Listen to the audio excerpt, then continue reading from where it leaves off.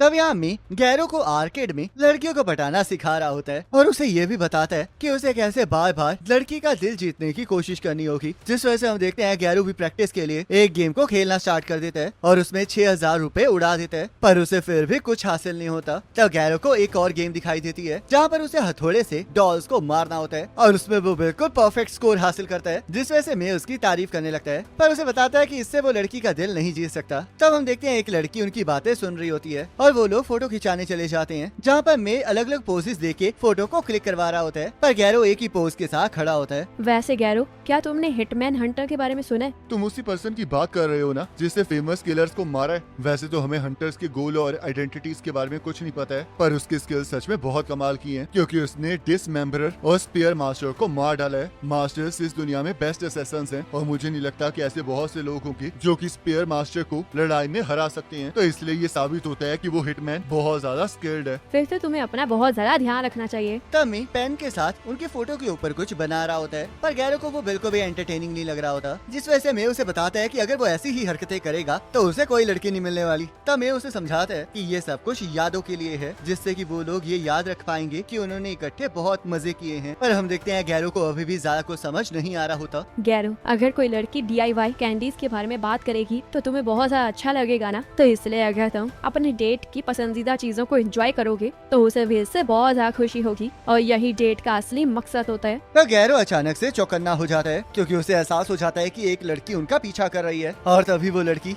गैरो को उसके साथ बात करने के लिए कहती है, पर उससे पहले वो गैरो के साथ फोटो क्लिक करवाना चाह रही होती है, जिस बारे में गैरो में और हमें कुछ समझ नहीं आ रहा होता। तब फोटो क्लिक करवाने के बाद वो लड़की अपना नाम कीमी बताती है, जो कि गैरो को हायर करने आई होती है, और इसी के बारे में वो गैरो से बात करना चाह रही होती है। तब मैं उससे पूछने लगता है कि आखिरकार उसने डार्क नैप पर उससे बात क्यों नहीं की है, जिस वजह से कीमी उसे बताती है कि उस जैसी ब्यूटी बहुत ज्यादा कम देखने को मिलती है, जिस वजह से वो पर्सनली वहाँ पर आई है, तो इसलिए उन्हें तो ऊपर वाले का शुक्रिया अदा करना चाहिए। ये सुनते ही मी और गैरो चुपचाप वहाँ से खिसकने लगते हैं, जिस वजह से कीमी माफी मांग के उन्हें वापस बुलाने लगती है। वैसे अगर तुम उस बंदे का पीछा करोगी जिसे तुम हायर करना चाहती हो, तो इससे तुम उसका भरोसा नहीं जीत पाओगी, और तुम्हें देखकर तो मुझे ऐसा लगा था कि गैरो के पीछे हिटमैन हंटर पड़ गया है। तब कीमी कहती है, मैं भी उसी वजह से यहाँ पर आई हूँ, क्योंकि मैं भी एक मास्टर हूँ, तो इसलिए गैरो मैं चाहती हूँ कि जब तक हिटमैन हंटर को कोई ठिकाने नहीं लगा देता तब तक मैं तुम्हें अपने आप को प्रोटेक्ट करने दूंगी। तो ये बात सुन के गैरो और मी फिर से वहाँ से जाने लगते हैं, जिस वजह से कीमी उन्हें फिर से रोकने लगती है। तब मी कीमी से पूछने लगता है कि अगर वो एक मास्टर है तो क्या वो अपने आप को प्रोटेक्ट नहीं कर सकती है, पर कीमी इससे मना कर देती है, क्योंकि उसे लड़ना नहीं आता होता।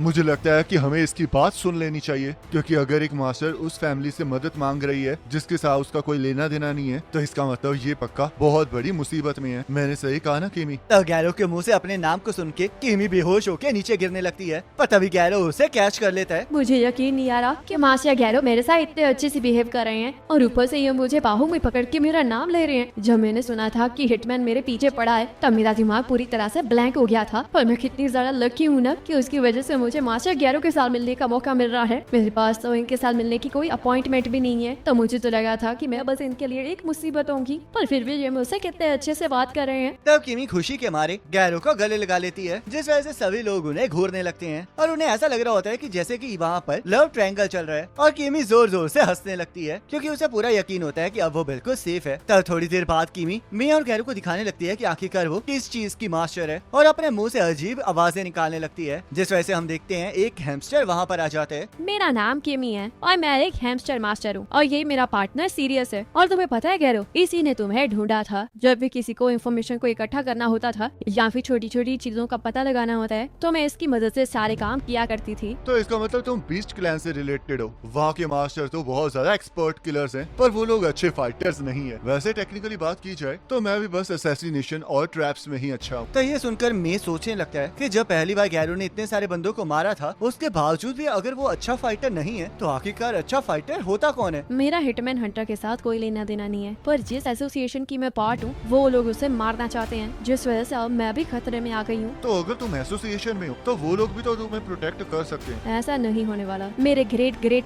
ग्रैंडपा की जनरेशन तक हम लोग रैट मास्टर्स थे, और बीस्ट क्लैन भी हमारी रिस्पेक्ट करता था, पर अब जब हमारी ब्लड लाइन कमजोर हो गई है तो मुझे लगता है कि बहुत जल्द हमसे मास्टर का टाइटल भी छीन लिया जाएगा। मैंने आज तक किसी को भी नहीं मारा है, जिस वजह से ये कॉलर ही एक ऐसी चीज है जो कि मुझे बीस्ट क्लैन से लिंक करती है, जो कि हर ब्रांच फैमिली को ये पहनना पड़ता है। और ऊपर से जब मैं एसोसिएशन की मीटिंग में में गई थी तो उन्होंने मेरे बिना ही सारी इम्पोर्टेंट चीजों को डिस्कस कर लिया था और उन्होंने मेरे मुंह पर ये साफ साफ कहा था कि जो मार्शा किसी को मार नहीं सकती है और नॉर्मल कंपनी में नॉर्मल जॉब करती है उसे तो बस एक शील्ड की तरह ही काम करना चाहिए। तो इसलिए थैंक यू, क्योंकि तुमसे बात करके मैं सच में बहुत ज्यादा शांत हो गई हूँ और मुझे पता है कि 5 ग्रेट फैमिलीज में से एक फैमिली का फ्यूचर हेड कभी भी एक ब्रांच फैमिली के मेंबर को गार्ड नहीं करेगा और वैसे भी मैं तुम्हारी फीस को अफोर्ड नहीं कर पाऊंगी। तो इसलिए अलविदा। मुझे बहुत ज्यादा खुशी है कि मैं कम से कम मरने से पहले अपने फेवरेट से तो मिल पाई हूँ। तो हम देखते हैं गैरो 6000 रूपए पर डे के हिसाब से उसका बॉडीगार्ड बनने के लिए तैयार हो जाता है, जिस वजह से मैं उससे पूछने लगता है कि क्या वो सच में ये करना चाहता है। और हम देखते हैं गैरो इसके लिए तैयार होता है क्योंकि उसे एहसास हो गया होता है कि किमी खतरे में है और मे को भी इससे कोई प्रॉब्लम नहीं होती है क्योंकि उसे अच्छा लग रहा होता है कि गैरो खुद से कुछ करना चाह रहा है। तो किमी भागते हुए आकर गैरो को गले लगा लेती है और जोर जोर से रोने लगती है, जिस वजह से गैरो मे से पूछने लगता है कि आखिरकार उसे क्या करना चाहिए और मे गैरो को किमी को गले लगाने के लिए कहता है। तो अगले दिन गैरो और मे फिर से किमी से मिलते हैं, जहाँ पर किमी उन दोनों को उसकी एसोसिएशन के साथ मिलाने लेकर जा रही होती है और वो इसके लिए बहुत ज्यादा एक्साइटेड होती है क्योंकि गैरो को वहाँ पर देखकर उसके साथ ही बहुत ज्यादा शौक होने वाले होते हैं। और मे यहाँ पर सोच रहा होता है कि क्योंकि किमी एक मास्टर है तो शायद उसकी गैरो के साथ अच्छी बन सकती है। तब किमी उन्हें लेकर अपने अड्डे पर पहुँच जाती है और एक एक करके सारे मास्टर्स को इंट्रोड्यूस करवाने लगती है। पर हम देखते हैं वो सारे के सारे मास्टर्स मर चुके होते हैं पर उनके पेट्स अभी भी जिंदा होते हैं। तो वहाँ पर उन्हें मारने वाला भी प्रेजेंट होता है और वो वही हिटमैन हंटर होता है जो कि अलग अलग मास्टर्स को मार रहा होता है। और जैसे ही गैरो उसे पहचान जाता है वैसे ही वो किमी और मे को वहाँ से भागने के लिए कहता है, पर तभी वो हिटमैन गैरो की बॉडी के अंदर चाकू घुसा देता है जिससे कि गैरो बहुत ज्यादा जख्मी हो जाता है। तुम पॉइजन मास्टर हो ना? मुझे नहीं पता कि तुम यहाँ पर क्या कर रहे हो, पर ये सच में बहुत ज्यादा परफेक्ट टाइमिंग है क्योंकि अब मुझे तुम्हें ढूंढना नहीं पड़ेगा और मैं तुम्हें मारकर अपनी लिस्ट में से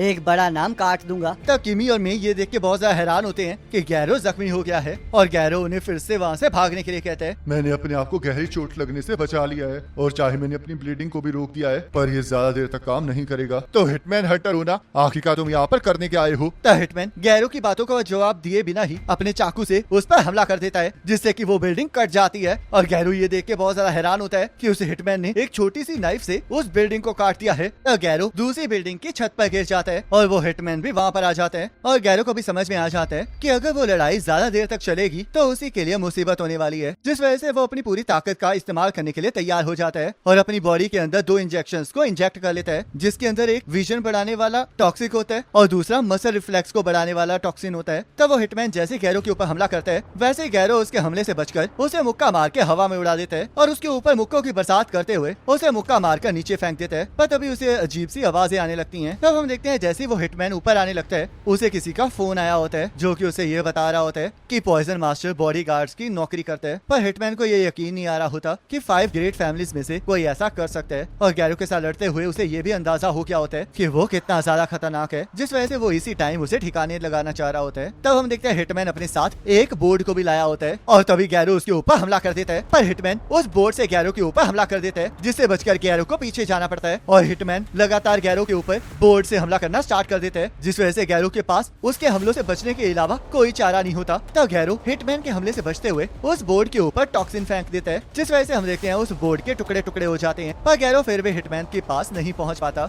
और हिटमैन उसे लात मार के नीचे फेंक देता है, जिस वजह से गैरो को भी यकीन नहीं आ रहा होता कि वो टॉक्सिन इस्तेमाल करने के बावजूद भी उस हिटमैन की मूवमेंट्स को नहीं देख पा रहा है। तब वो हिटमैन उन बोर्ड्स के टुकड़ों को इकट्ठा कर लेता है और वहाँ के एनिमल्स से पूछने लगता है कि क्या वो लोग ठीक हैं। तुम एनिमल्स के साथ काफी अच्छे से बात कर रहे हो। वो इसलिए क्योंकि उन्होंने कुछ भी गलत नहीं किया है। आखिरकार तुम आए कहाँ से हो? क्या तुम आयरन क्लैन की ब्रांच फैमिली से हो? मैं तो बस एक नॉर्मल बंदा हूँ। ऐसा नहीं हो सकता, तुम पक्का किसी फैमिली से बिलोंग करते हो। आखिरकार मैं एक ऐसे बंदे से झूठ क्यों कहूँगा जो कि मरने वाला है? अगर मैं सच कहूँ तो मेरे सारे के सारे रिलेटिव्स टीचर हैं। तो इसका मतलब यही है कि ये म्यूटेंट है। मास्टर्स अपनी ब्लड लाइन को बिल्ड करने के लिए जनरेशंस लगा देते हैं और इस पागल इंसान ने उन्हें एक ही बारी में सरपास कर लिया है। तो हिटमैन के साथ लड़ने के लिए गैरो के पास और कोई चारा नहीं बचता, जिस वजह से वो अपनी बॉडी के अंदर पहली बार तीसरा टॉक्सिन भी इंजेक्ट कर देते हैं। पर हम देखते हैं गैरो की बॉडी उसे नहीं झेल पाती क्योंकि वो इंजर्ड होता है। जब आप बहुत सारे लोगों को मारते हैं और दुनिया में नफरत फैलाते हैं तो आपके साथ ऐसा ही होता है, तो इसलिए प्लीज अब मर जाओ। तब गैरो हिटमैन को मे और किमी को छोड़ने के लिए कहता है और तभी किमी का हैमस्टर हिटमैन के सामने आ जाता है और किमी हिटमैन को गैरो से दूर रहने के लिए कहती है। तो हिटमैन किमी को बताता है कि अगर वो उसके रास्ते में आएगी तो उसे भी मारना पड़ेगा। पर किमी को इससे कोई फर्क नहीं पड़ रहा होता क्योंकि वो उस बंदे के लिए मरने के लिए भी तैयार होती है जो कि उसका फेवरेट होता है। तो किमी हिटमैन के साथ लड़ने के लिए बहुत सारे हैमस्टर्स को वहाँ पर बुला लेती है और अपनी मॉडिफाइड ब्लड लाइन से हैमस्टर्स को